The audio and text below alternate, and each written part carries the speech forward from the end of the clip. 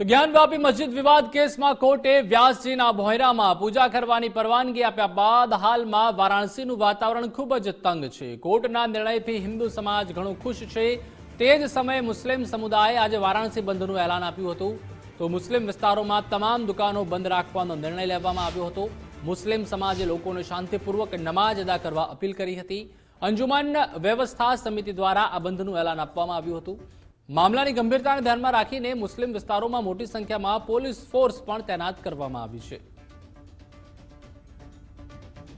તો વ્યાસજીના ભોંયરામાં એક તરફ આરતી કરવામાં આવી, બીજી તરફ વારાણસી બંધનું એલાન છે તે મુસ્લિમ સમાજ દ્વારા આપવામાં આવ્યું હતું।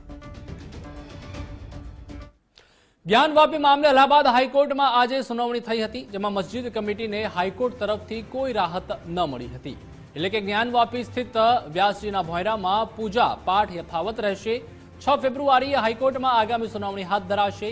મસ્જિદ કમિટીએ પોતાની અરજીમાં પૂજા પાઠ પર વચગાળાની રોક લગાવવાની માંગ કરી હતી, પરંતુ હાઈકોર્ટે આ અનુમતિ ન આપી હતી। કોર્ટે મસ્જિદ સમિતિને 6 ફેબ્રુઆરીએ પોતાની અપીલમાં ફેરફાર કરવા કહ્યું હતું। હાઈકોર્ટે એડવોકેટ જનરલને કાયદો અને વ્યવસ્થા બનાવી રાખવા આદેશ કર્યો છે।